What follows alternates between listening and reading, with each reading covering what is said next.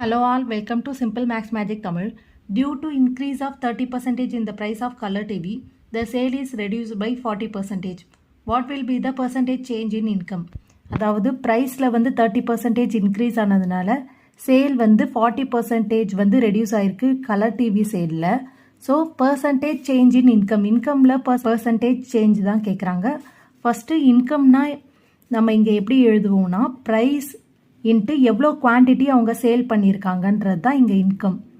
இங்கே ப்ரைஸை நம்ம பின்னு எடுத்துக்கலாம், குவான்டிட்டியை க்யூன்னு எடுத்துக்கலாம்.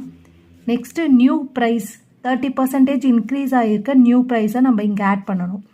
ஒரிஜினல் ப்ளஸ் 30% இன்க்ரீஸ் ஆன ப்ரைஸ் இதை நம்ம ஆட் பண்ணோன்னா 1.3p தான் new price. Next quantity new வந்து 40% ரிடக்ஷன் ஆகிருக்கு.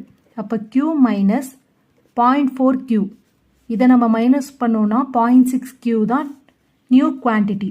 இப்போ நியூ இன்கம் எப்படி வரும்னா new price into new quantity இதை நம்ம மல்டிப்ளை பண்ணால் நியூ இன்கம் கிடைக்கும். 1.3p இன்ட்டு 0.6q இதை மல்டிப்ளை பண்ணும்போது 0.78pq தான் நியூ இன்கம். நம்மளை பர்சன்டேஜ் சேஞ்ச் இன் இன்கம் தான் கேட்குறாங்க. இதுக்கு ஃபார்முலா வந்து new income minus income by income into 100. இது வந்து ஒரிஜினல் இன்கம், இது வந்து ப்ரைஸ் ஏற்றுனதுக்கப்புறம் வந்த இன்கம்.